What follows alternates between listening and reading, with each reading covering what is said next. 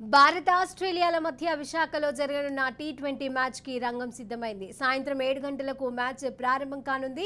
ఇప్పటికే టికెట్ విక్రయాలు పూర్తయ్యాయి. ఇక మ్యాచ్ ను దృష్టిలో పెట్టుకుని పోలీసులు ట్రాఫిక్ ఆంక్షలు విధించారు. మ్యాచ్ కి కట్టుదిట్టమైన భద్రతా ఏర్పాట్లను చేశారు. మ్యాచ్ కు సంబంధించిన మరిన్ని వివరాలు మా విశాఖ ప్రతినిధి శ్రీరామ్ అందజేస్తారు.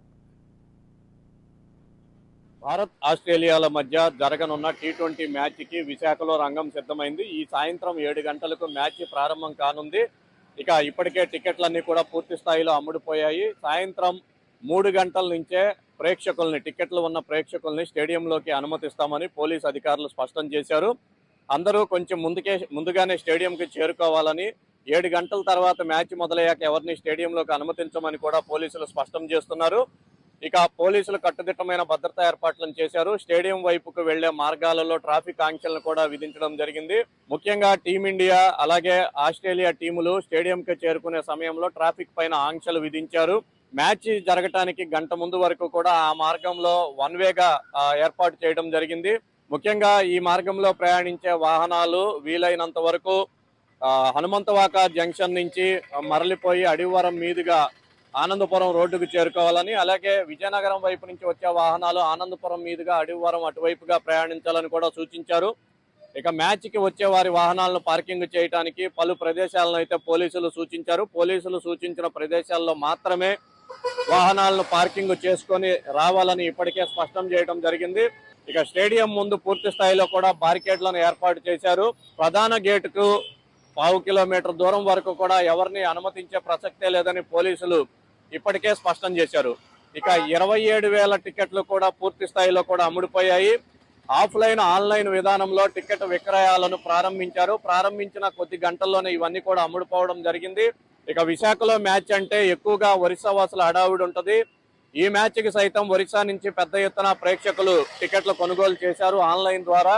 ఇక భారత్ ఆస్ట్రేలియాల మధ్య వన్డే ప్రపంచ కప్ ఫైనల్ ముగిసిన కేవలం 4 రోజుల వ్యవధిలోనే ఈ టీ20 సిరీస్ కూడా ప్రారంభం కావడంతో అభిమానుల్లో ఇంకా క్రికెట్ ఫీవర్ అయితే తగ్గలేదు. ముఖ్యంగా ఫైనల్లో భారత్ను ఆస్ట్రేలియా ఓడించడంతో ఈ టీ20 సిరీస్ లో దానిపైన ప్రతీకారం తీర్చుకోవాలని ప్రతి ఒక్క భారత అభిమాని కూడా కోరుతున్నారు. 2 జట్లకు సంబంధించిన సభ్యులు 3 రోజుల క్రితమే విశాఖకు చేరుకొని ముమ్మరంగా సాధన చేశారు. ఆస్ట్రేలియా భారత టీములు బౌలింగ్, బ్యాటింగ్, ఫీల్డింగ్ విభాగాల్లో తమ కోచ్ల పర్యవేక్షణలో ఈ ప్రాక్టీస్ సెషన్లో అయితే పాల్గొన్నారు. ఈ మ్యాచ్ కి సంబంధించి ఆస్ట్రేలియా 7 సీనియర్ బ్యాట్స్మెన్లు ఎవరైతే one day world cup final match ఆడారో వారిలో 7 ఈ మ్యాచ్ లో బరిలో దిగుతుంది. కొత్త వారిని 4 ఆస్ట్రేలియా నుంచి నేరుగా రప్పించారు. భారత్కు సంబంధించి వరల్డ్ కప్ లో ఆడిన 3 ప్లేయర్లు మాత్రమే ఉన్నారు. మిగిలిన వారందరూ కూడా భారత్ ఏ టీం కి ప్రాతినిధ్యం వహిస్తున్న ప్లేయర్లే. వారికి టీ20లో అవకాశం కల్పించేందుకు ఈ మ్యాచ్ ని వేదికగా ఎంచుకున్నారు. ఇక వచ్చే ఏడాది టీ20 వరల్డ్ కప్ జరగనున్న నేపథ్యంలో ప్రస్తుతం భారత్ తరపున ఏదైతే టీం ఆడుతుందో ఈ టీంనే కోచ్ పర్యవేక్షించి వచ్చే world cup T20 world cup కి ఎంపిక చేసే అవకాశం ఉంది.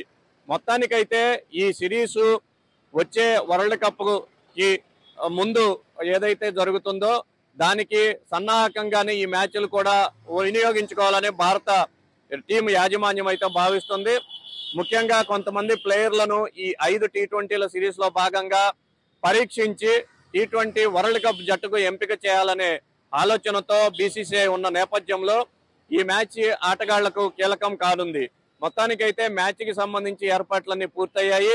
ప్రేక్షకులు కూడా ఇప్పుడిప్పుడే స్టేడియం వద్దకు చేరుకుంటున్నారు. ఇక స్టేడియం వద్ద ట్రాఫిక్ ఆంక్షలు ఉండటంతో వాహనదారులు కొంత ఇబ్బంది పడుతున్నారు. అయితే పోలీసులు సహకరించాలని కోరటంతో ఈ మ్యాచ్ కి సంబంధించి పూర్తి స్థాయిలో కూడా ట్రాఫిక్ క్రమబద్ధీకరణ అయితే జరుగుతుంది. కెమెరామెన్ సత్యతో శ్రీరామ్, రాజ్ న్యూస్, విశాఖపట్నం.